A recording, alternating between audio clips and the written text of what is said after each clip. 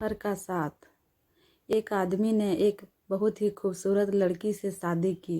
शादी के बाद दोनों की ज़िंदगी बहुत प्यार से गुजर रही थी। वह उसे बहुत चाहता था और उसकी खूबसूरती की हमेशा तारीफ़ किया करता था। लेकिन कुछ महीनों के बाद लड़की चर्म रोग से ग्रसित हो गई और धीरे धीरे उसकी खूबसूरती जाने लगी।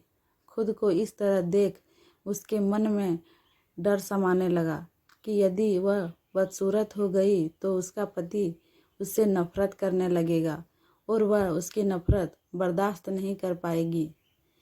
इसी बीच एक दिन पति को किसी काम से शहर से बाहर जाना पड़ा।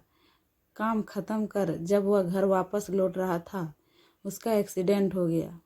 एक्सीडेंट में उसने अपनी दोनों आँखें खो दी, लेकिन इसके बावजूद भी उन दोनों की ज़िंदगी सामान्य तरीके से आगे बढ़ती रही।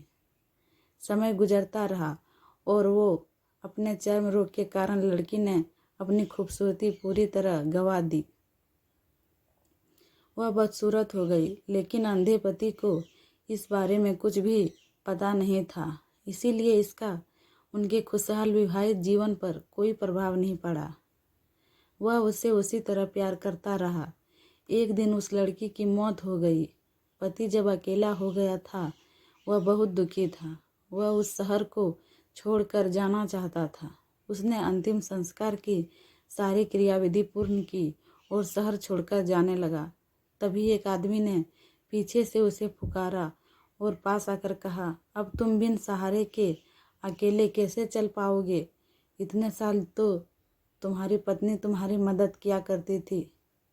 पति ने जवाब दिया, दोस्त मैं अंधा नहीं हूँ, मैं बस अंधा होने का नाटक कर रहा था, क्योंकि यदि मेरी पत्नी को पता चल जाता कि मैं उसकी सूरत देख सकता हूँ तो यह उसे उसके रोग से ज़्यादा दर्द देता।